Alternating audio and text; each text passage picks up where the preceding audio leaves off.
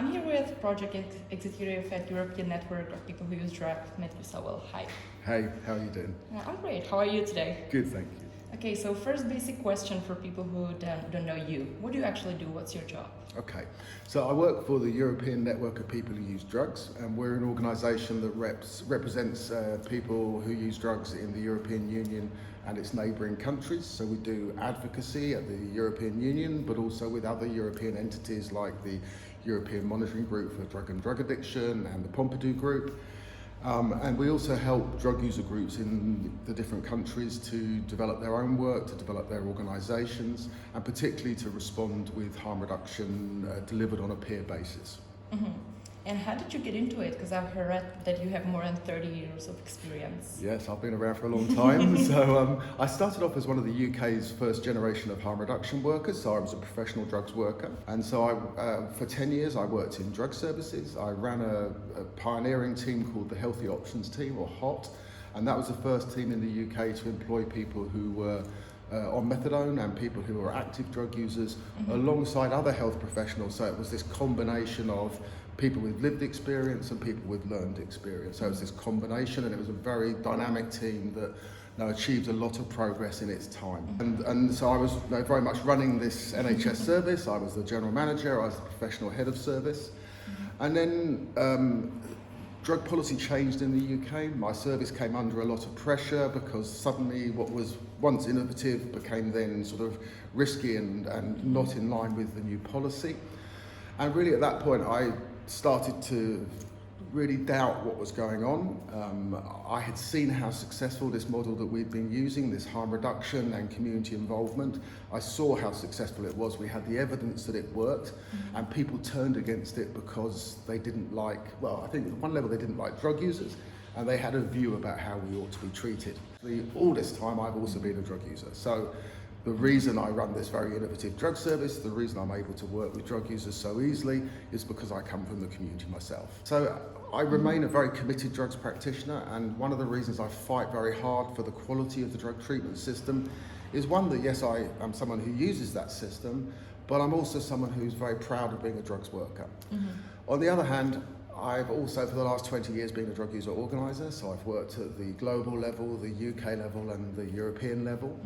And there's also something very remarkable about standing up and being honest about who you are, not having to hide, not having to lie, not having to say, I'm ashamed of who I am, I worry that people are going to find out who I am. Just to stand up and say, I'm a drug user. Look, no, if you have an issue with it, that's your issue, not my issue. Yeah, it's been challenging, but the solidarity that comes with standing together, that's also pretty remarkable. And what's the most common problem like your clients have? Is it alcohol or like heavy drugs or slot machines? It was I think the biggest problem people have is poverty. Now, they lived in very marginalised situations. The people who end up with problems with drugs are people who have a lot of other life problems. They're people who've been through the care sector, they're people who've been sexually abused as kids, they're people who've had different issues in their lives. So there's a group of people who are using drugs and alcohol just to mask the pain, to deal with the pain, to give relief.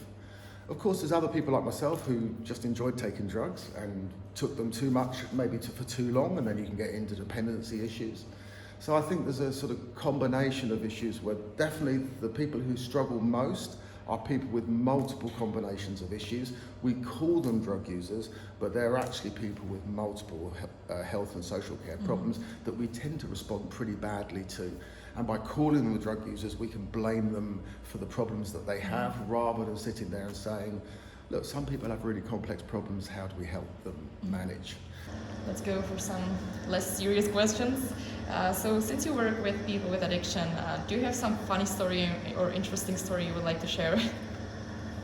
I think it's not maybe funny stories, it's more about inspirational stories. It's about seeing people who live really, who are struggling with different aspects of their lives, and they turn those stories into stories of hope.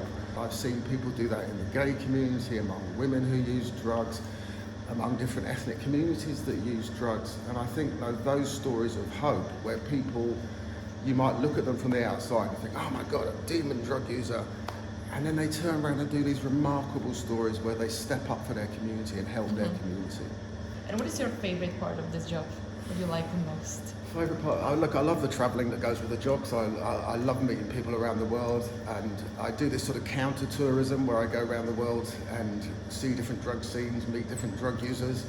Yeah, totally different environments, but meeting people who use drugs, and even though we don't speak the same language, we don't have the same religion, we come from a totally different culture, we see the world in a completely different way, yet we have a commonality, we have an understanding that we are drug users too. Yeah, that's pretty remarkable. And when you see it in action among the marginalised, where people are saying, look, I've got almost nothing, but let me help you with what I've got, that is remarkable. And I think, for me, that's the really special part of this work. It's really nice. You mentioned traveling, so why are you in Czech Republic now? Yeah, so this is, I think that's the third or fourth time I've been to the Czech Republic, and it's been a really interesting journey over the time that I've been here. Starting to talk to local people about how they can form drug user groups, and also learning from them about how they are forming drug user groups. Now, one of our jobs is to take a general approach and support people to tailor it to their local context. So, yes, the principles of what we do remain consistent from Myanmar to Afghanistan to the Czech Republic, but each community applies it in their own way to respond to their culture, their local context, the drugs that they're using, the ways that they're using drugs. So it's never boring, because you think, oh God, you're going to another country to talk about drugs. Yeah, I'm meeting another group of drug users who are responding to a unique context and working with their community, and that's really remarkable. And so yeah, what I'm here particularly is that local drug users are about to launch their own drug user group, and I'm really excited to see this happen. This is good. I think they're launching formally on the 30th of November. And from Euroinput's point of view, or the European Network of People Who Use Drugs, this is what we're all about. We're about supporting local drug users to find their power, to do their work, and then we back it up and support it, and it'll also help them just through that solidarity process where they meet other drug users who are doing it in their context, and they learn and they explore and they share their own experience so other people learn from them, and that is a very dynamic process which I love.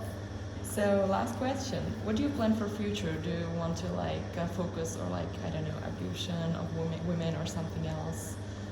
Yeah, look, the really exciting thing about Euroinput as the way we work is that we have an executive, and the executive is made up of a series of project managers. So we have 9 of us all together at the moment, and each person leads a different project.